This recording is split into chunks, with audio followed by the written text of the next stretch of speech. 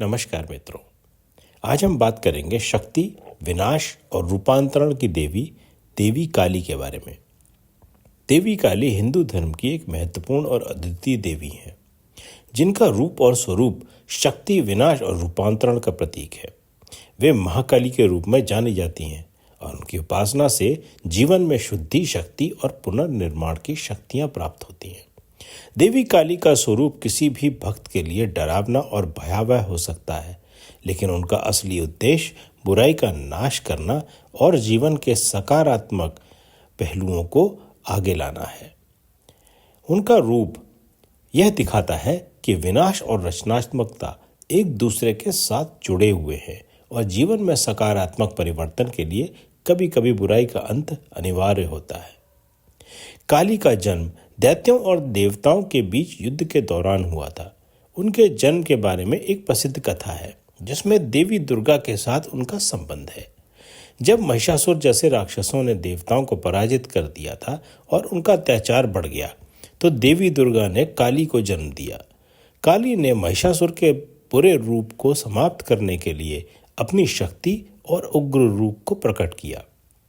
काली के उग्र रूप ने न केवल महिषासुर को नष्ट किया, बल्कि उन सभी राक्षसों को समाप्त किया जिन्होंने ब्रह्मांड की व्यवस्था को विकृत कर दिया था। इस प्रकार देवी काली का रूप देवताओं और संसार की रक्षा के लिए प्रकट हुआ था। पहली कथा के अनुसार जब मां काली ने रक्त बीज और अन्य दैत्यों का संहार किया, तो वे अत्यंत उग्र हो गईं। उन्होंने युद्ध के बाद भी संहार जारी रखा और उनका क्रोधाग्नि बुझाने का नाम ही नहीं ले रही थी। इससे पूरी सृष्टि संकट में आ गई। तब सभी देवताओं ने भगवान शिव से प्रार्थना की। शिव जी मां काली के सामने लेट गए। जब मां काली का पैर शिव के शरीर पर पड़ा, तो वे चौंक गई और उनका क्रोध शांत हो गया। इसीलिए मां काली की मूर्तियों में वे शिव पर पैर रखे हुए दिखाई देती हैं। एक और कथा के अनुसार एक बार एक गरीब ब्राह्मण मां काली की घोर तपस्या कर रहा था। उसकी भक्ति से प्रसन्न होकर मां काली ने उसे दर्शन दिए और वरदान मांगने को कहा, लेकिन ब्राह्मण लालच रहित था। उसने कहा, मुझे केवल आपकी भक्ति चाहिए, धन और वैभव नहीं। मां काली उसकी भक्ति से बहुत प्रसन्न हुई और उसे धन, ज्ञान और मोक्ष तीनों का आशीर्वाद दिया। एक और कथा के अनुसार एक राजा बहुत अत्याचारी था और अपनी प्रजा को कष्ट देता था। उसकी रक्षा के लिए एक महाकाल सर्प हमेशा उसके चारों ओर रहता था। कोई भी उसे मार नहीं सकता था, क्योंकि वह नाग उसे बचा लेता था। तब प्रजा ने मां काली से प्रार्थना की। मां काली ने अपने त्रिशूल से काल सर्प को नष्ट कर दिया और राजा का अंत कर दिया। एक और कथा, असुर शुंभ निशुंभ ने स्वर्ग पर आक्रमण कर देवताओं को पराजित कर दिया। उन्होंने कहा कि हम सबसे शक्तिशाली हैं, हमसे सुंदर और कोई नहीं। तब देवी दुर्गा ने उन्हें युद्ध के लिए ललकारा। जब वे उनसे युद्ध करने आए, तो दुर्गा ने अपना भयानक रूप काली धारण किया।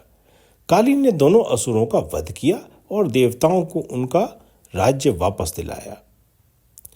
एक और कथा, महान संत रामकृष्ण परमहंस मां काली के परम भक्त थे। वे मां काली से प्रत्यक्ष बात करते और उन्हें अपनी मां मानते थे। एक दिन जब ये भयानक गरीबी में थे, तो उनके गुरु ने कहा कि वे मां काली से धन मांगे। लेकिन जब वे मंदिर गए, तो उन्होंने मां से केवल ज्ञान, शक्ति और प्रेम मांगा। अगली कथा, एक बार एक दैत्य मां काली से युद्ध करने आया।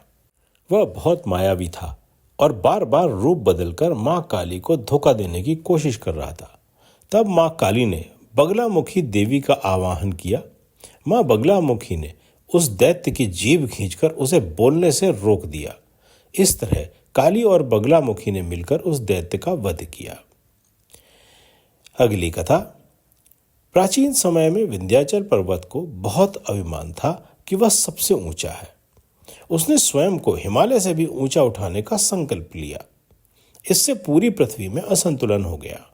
तब देवताओं ने मां काली की उपासना की और मां काली ने प्रकट होकर विंध्याचल को श्राप दिया कि वह अब और नहीं बढ़ पाएगा। काली का रूप बहुत डरावना होता है। उनकी काली त्वचा, गहनों में मुंडमाला और रक्त से सनी हुई जीभ उनके उग्र रूप को दर्शाती है।